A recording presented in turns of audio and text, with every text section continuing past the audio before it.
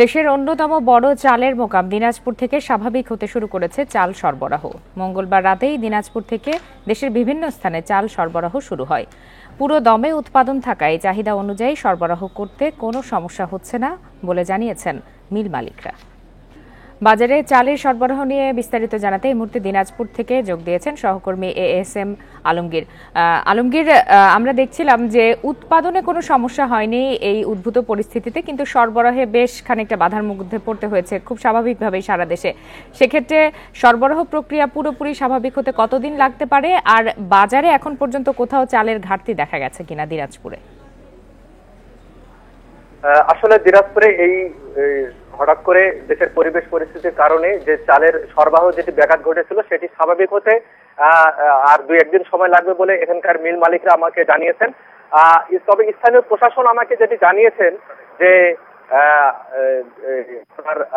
তারা এই চাল সরবরাহে যাতে কোনো বিঘ্ন না ঘটে, তারা মিল মালিকদের সঙ্গে প্রশাসন বসেছেন এবং তাদেরকে সর্বোত্তম সহযোগিতার আশ্বাস দিয়েছেন। আমি একটু আগে দিনাজপুর পুলিশ সুপার ইফতেখার আহমেদের সঙ্গে কথা বলছিলাম, তিনি আমাকে জানিয়েছেন যে দিনাজপুরের যে দুটি রোড আছে, দিনাজপুর রংপুর এবং দিনাজপুর গোবিন্দগঞ্জ যে মহাসড়ক রয়েছে, এই মহাসড়কে তিনি বিভিন্ন স্থান গুরুত্বপূর্ণ স্থানগুলোতে চেকপোস্ট বসিয়েছেন এবং রাত্রেবেলা টহল পার্টি দিয়ে কিন্তু আসলে যে পরিবহনগুলো রয়েছে, যানবাহনগুলো রয়েছে, সেই যানবাহনগুলোকে তার এলাকা পার করে দিচ্ছেন যাতে কোনো প্রকার নাশকতা না ঘটে। আসলে প্রশাসন থেকে আশ্বস্ত করা হয়েছে যে দিনাজপুর থেকে চাল সরবরাহের যাতে কোনো বিঘ্ন না ঘটে সেটি তারা প্রশাসন থেকে নিশ্চিত করা হয়েছে। আপনাদেরকে আরেকটু বলে রাখি যে মিল মালিকরা জানিয়েছেন যে আসলে তাদের উৎপাদনে কোনো সমস্যা নেই, বরং তো ব্যাংক বন্ধ থাকার কারণে কিন্তু আসলে তারা চালগুলো ঠিক মতো সরবরাহ করতে পারেনি, কারণ যেহেতু তাদের অর্থনৈতিক যে লেনদেনটি সেটি বন্ধ ছিল। অর্থনৈতিক লেনদেন বন্ধ থাকার কারণে কিন্তু আসলে এই চালগুলো সরবরাহ করা যায়নি ঠিক মতো।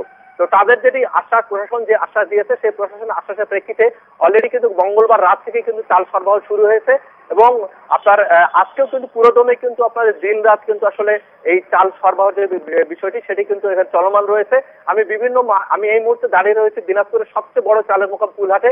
এই পুলহাট থেকে কিন্তু আপনার প্রত্যেকটি মিল কারখানাগুলোতে কিন্তু আসলে চালের যে মিলগুলো রয়েছে সেখানে কিন্তু চালের গাড়িগুলো কিন্তু একের পর এক কিন্তু এখানে লোড করা হচ্ছে এবং এই চালের গাড়িগুলো কিন্তু দেশের বিভিন্ন স্থানে কিন্তু চলে যাচ্ছে।